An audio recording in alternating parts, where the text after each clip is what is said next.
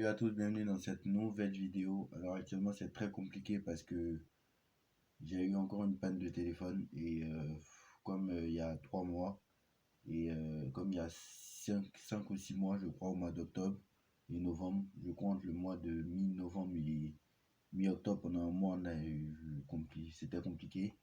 Là j'ai encore la même panne. Bon cette fois-ci peut-être que ça va durer moins longtemps, ça va durer je pense à peu près une semaine et demie. Je vais essayer de réparer ça avant les demi-finales de Ligue des Champions, mais ça va être compliqué. Peut-être avant les demi-finales retour, oui, mais avant les demi-finales aller, je pense pas le faire. Donc voilà, à peu près, j'aurai à peu près début mai. Donc voilà, on reviendra au normal à peu près début mai parce que mon téléphone ne fonctionne plus. Donc c'est très compliqué de faire des vidéos.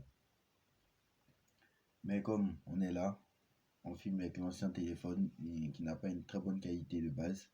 Donc voilà. Donc veuillez m'excuser déjà pour ça. Donc voilà.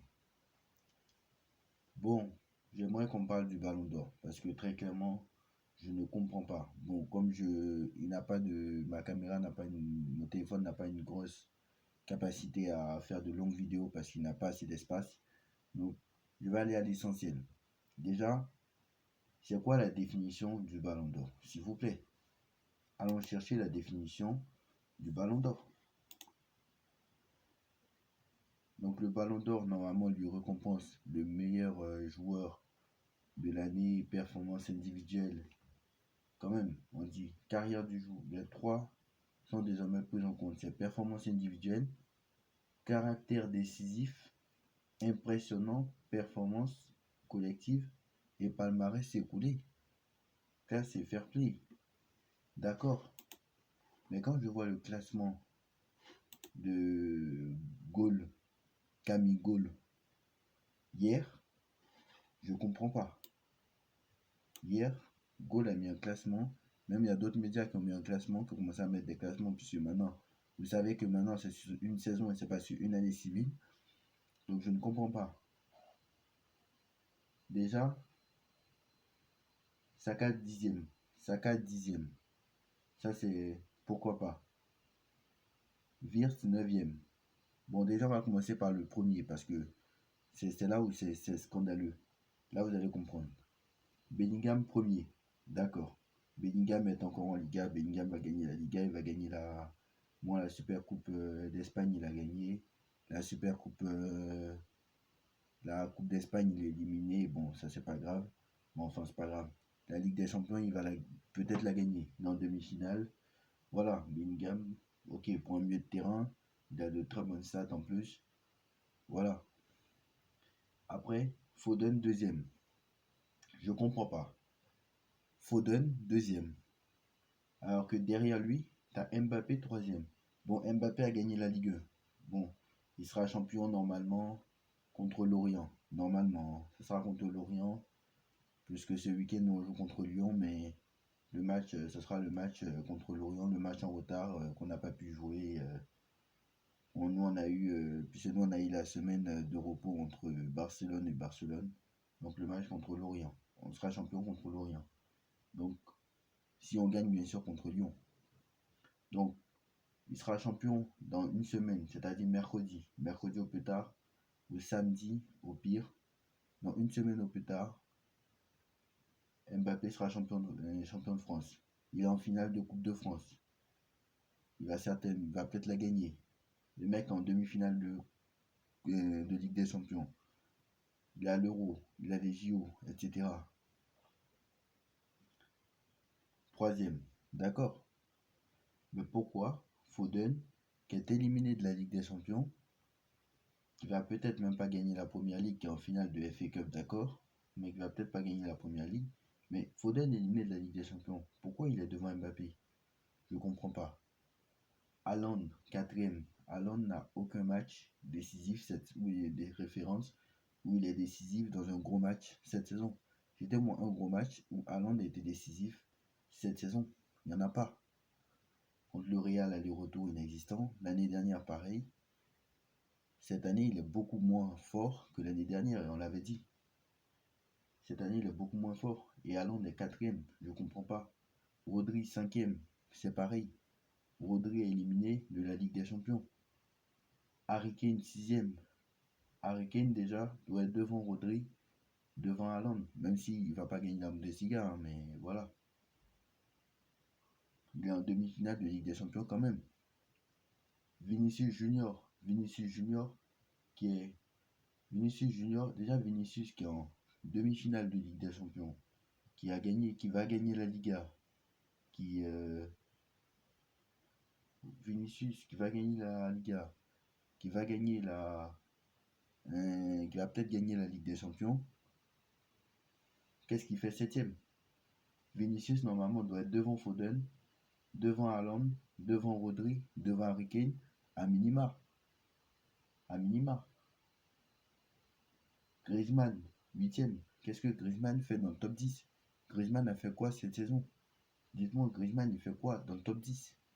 Griezmann est éliminé de la Ligue des Champions.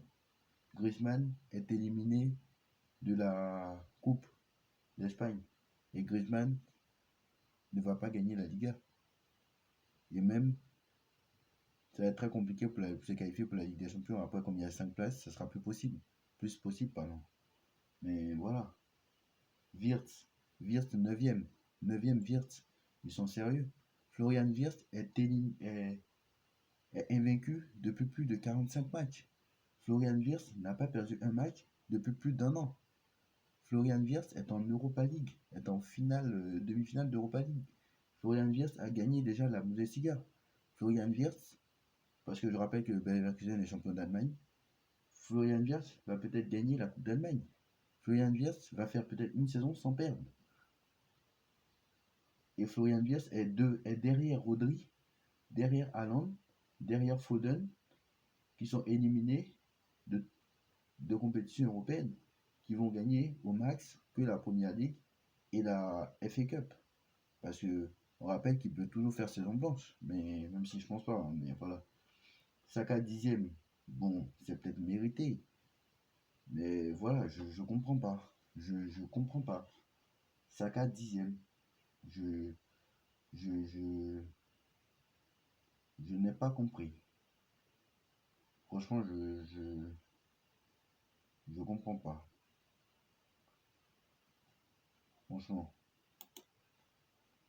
il y a un moment donné, il faut arrêter un peu. Il faut arrêter, nous dire c'est quoi les critères du Ballon d'Or réellement. Donc voilà. Alors, maintenant, il y a une masterclass. Hein. Il y a une masterclass juste après. Alors, lui, c'est le plus crédible. Hein. Franchement, il y a un autre média qui a fait ça. Alors, lui, il fait par rapport aux probabilités. Je sais que vous connaissez très bien les médias.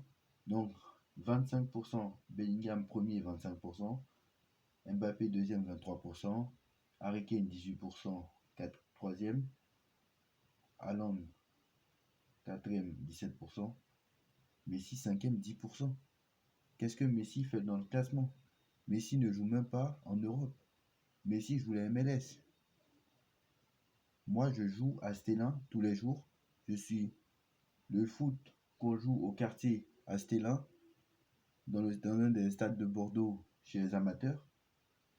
Quand je vais jouer dans mon quartier avec mes potes, le niveau, il est meilleur qu'en MLS. Je suis désolé.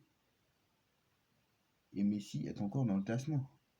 Donc je comprends pas. Bref, c'est quoi le critère du Ballon d'Or? Moi, je comprends pas. De toute façon, pour moi, le Ballon d'Or devrait être voté par le public, pas par les journalistes, parce que j'ai l'impression que les journalistes ne comprennent strictement rien au football.